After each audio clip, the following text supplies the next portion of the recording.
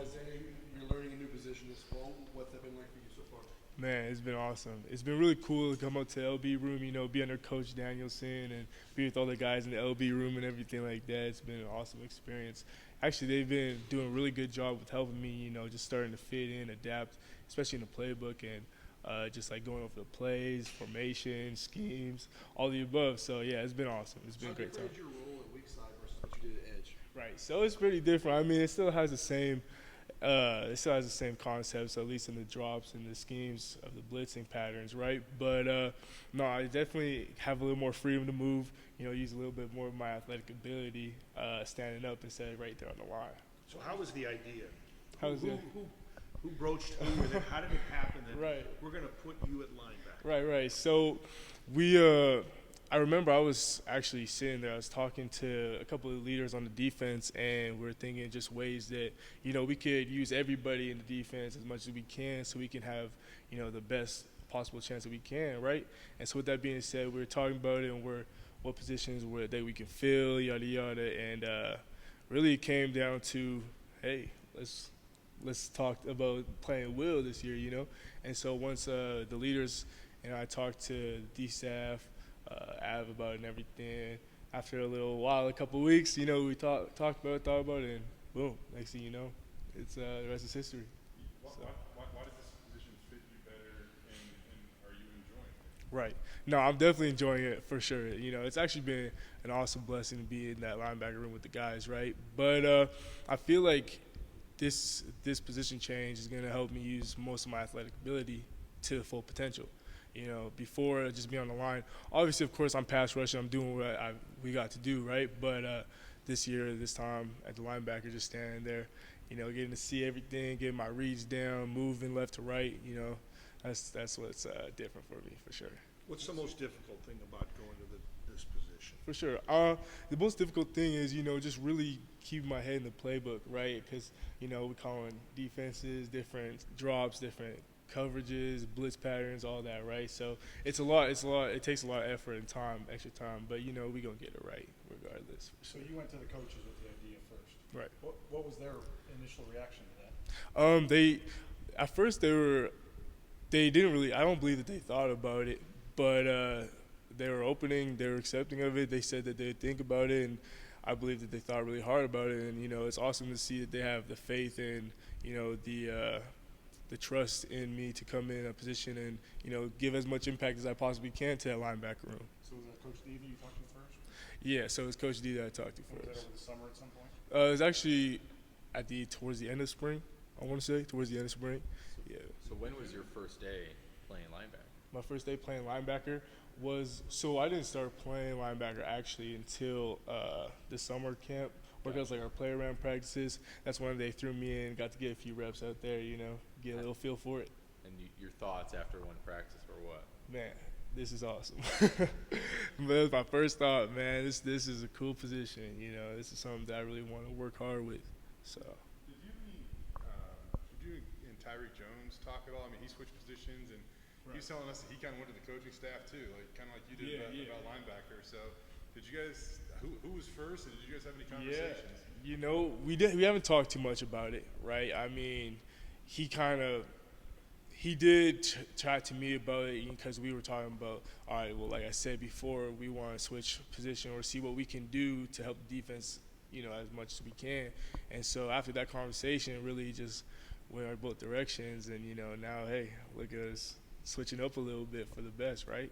For the better. You obviously have a lot of confidence in the pass rushers, or you wouldn't have volunteered to move back and utilize your skills at another position. Talk to us about those guys. Andy said Tarlis is leading the way in sacks so far in camp. Just how are these guys going to get after the quarterback, in your opinion, this year? Man. Who's going to be doing it? I have faith in all the guys on the D-line. When we talking about the guys from D-end, like nose tackle, D-tackle, all the way to like the stud, those guys can get after it for sure, So with that being said, I feel like that also gave a little leeway for me to change positions, especially like you said, having George there. He has been leading, just going crazy with the pass rush, especially right now during fall camp and everything, really setting, his impact on the defense right now. So with that being said, it's looking really good, man. really good. How is did the group welcome you? I mean, you're coming in and potentially taking playing time away from some of those guys. Right. Might have, some places might not have worked out too well. The rest of the linebackers pretty open. Right. So that's actually a good question because initially when I first came in, they're super welcoming. It was the linebacker group. Those are a group of really good guys, and they have a really high standard for that room, right? And so whether you're a newcomer, whether you're an old guy, whether you're a freshman, everybody has to meet that standard, right? And the cool thing is that we all love each other so much that we're all going to bring each other up to that standard. You know what I'm saying? Regardless if you play, if you don't play, you know what I mean? It's just how the linebacker room is. So with that being said, it's been really good. They've been really good to me, helping me here, there, I'm asking questions like nonstop, right? And they're always there answering the question for me. So it's been awesome. It's been really good. Do you think this position switch will end up giving you more or less playing time? Honestly, I'm not really too worried about it. I'm just trying to make as much of an impact as I can on the linebacker room. Wherever I can help, whatever I can do to help the defense, that's really like our goal, right? We just want to win a championship. We want to do the best we can on the defense side, especially. So, like I said, if I can help any way I can, that's the plan. Can you give us a breakdown of what makes DJ so good, and then a breakdown what makes Brandon Hawkins so effective? Sure. So like Brandon, he's been here for a while, right? So he has a really good understanding of the defense and everything. He's super smart.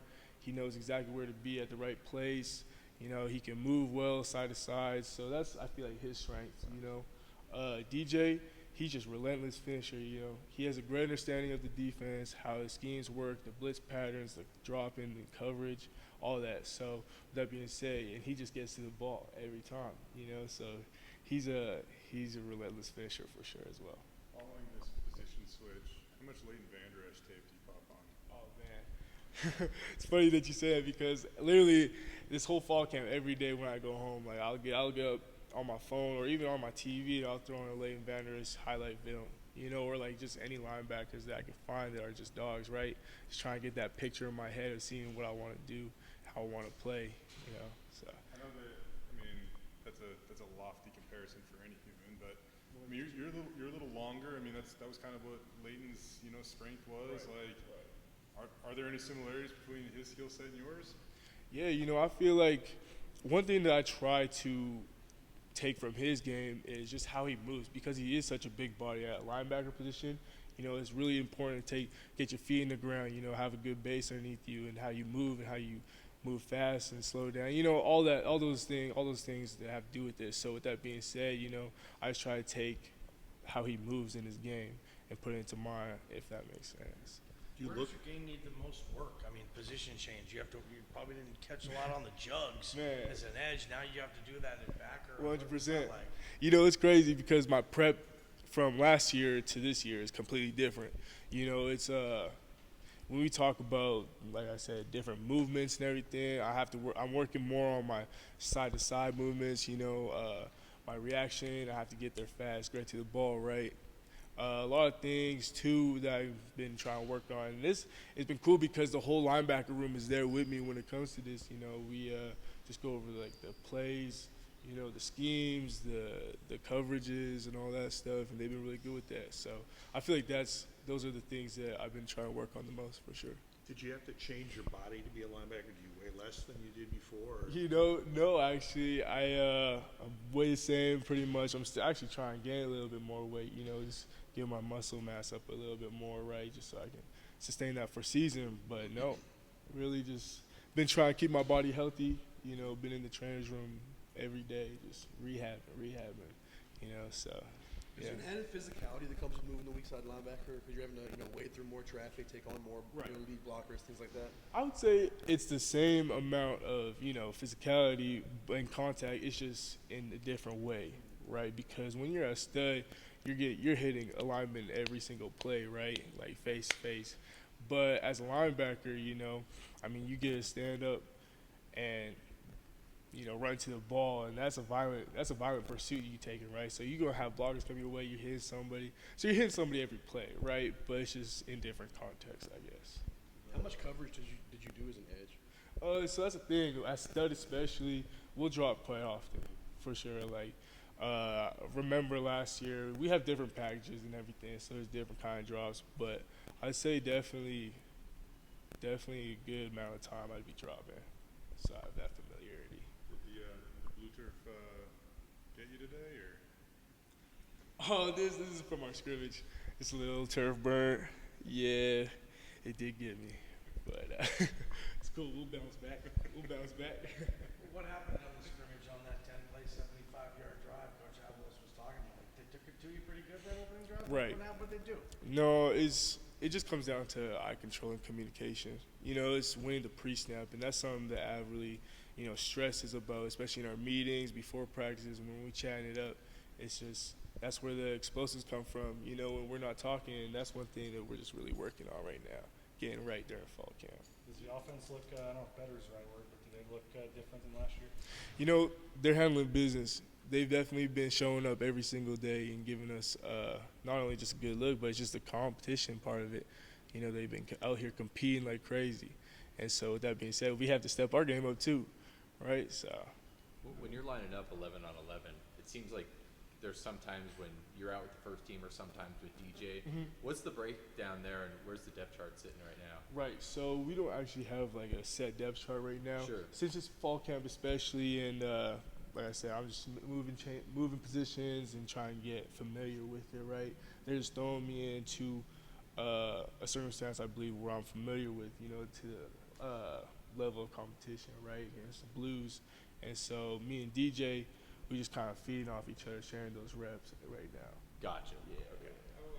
How excited are you for scrimmage number 2? And Coach Avila says, that's a big scrimmage for you guys. Big scrimmage, man. I can't wait. We were literally just sitting in the locker room talking about it, man. Like how we just want to come out tomorrow, have fun, but do the best we all possibly can, right? We really coming for something this year, and it started before fall camp even came upon us, right? And so with that being said, we just try and keep momentum, keep getting better. What did you learn from scrimmage 1? Coach Avalos was saying, it was a moment where you guys have to be super critical and go work on things this week so you can clean it up by the second scrimmage. So 100%. How was that process for you guys? For sure, scrimmage 1, it was good. It was good to get back out there, have a little competition, get back in the flow of the game vibes and everything like that. Obviously, there's some rust that we got to kick off. It's the first scrimmage of fall camp, But after that, we saw what we did wrong. We've been fixing all the mistakes that we've made this whole weekend. Just keep getting better.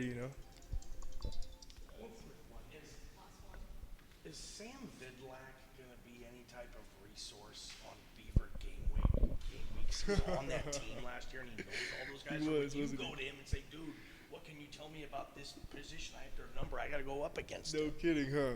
Honestly, I feel like the guys, like our GAs, do a good enough job with the scouting. But, I might have to ask him about it, see what he thinks. But appreciate y'all.